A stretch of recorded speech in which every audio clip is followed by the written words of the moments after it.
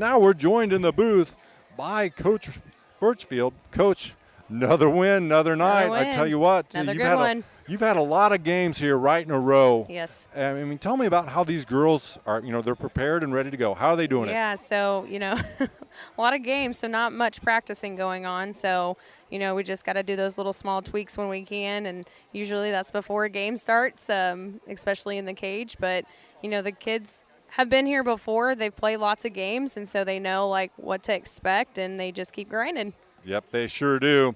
And I tell you what, and maybe this makes it really easy for you as a coach, but, boy, your pitching staff this year has been absolutely lights out. Yes, they've been great. Kate last night, Reagan tonight. Yes. Tell me, as a coach, how easy does that make your job from a defensive perspective? And then the girls out there, they're just dynamite. Yeah, they're fantastic. They work really hard. They hit really good spots, and then we have really good defense behind our pitchers too. So when if they have a slight miss in a location or whatnot, the defense is behind them making plays and getting outs when we need it. And they're doing so great, and I hope it continues, and I know it will continue. But I'm very proud of them. Yeah, absolutely. And I don't want to give away your secret sauce to winning here, but I noticed they all look over to the dugout to pick up their signs. And sometimes I think even your infielders do too. Tell me a little bit about that. What are they getting? Yeah, so Coach Rimley is over there. He's the pitch caller. He does a really good job. And Brooke also has the band on her, so she kind of knows locations and stuff too, so she can kind of move around a little bit.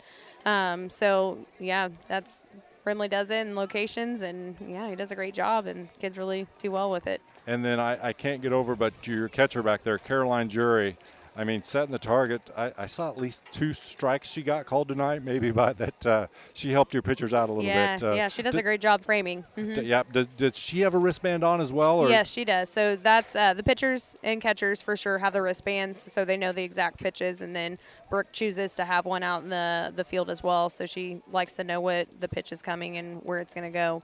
So. Yeah.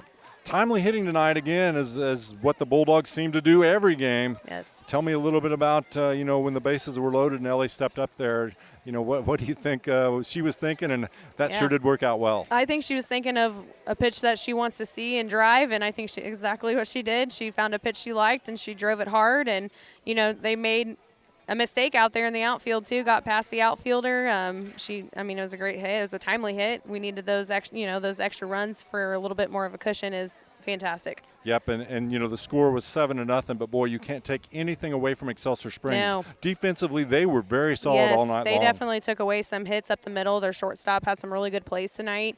They did have good defense as well. Their pitcher didn't do a bad job. We struggled for a few innings of getting anything going, and finally towards the end we got it going again so we could get an extra, those few extra runs at the end. Okay, last question for you tonight, Coach. Kind of tell us what's coming down the pipe here for the Bulldogs. I think they've got a game at home next week, but what else you got coming on? Yeah, so Thursday we go to Winnetonka for another conference matchup, and then next week we are 4 games.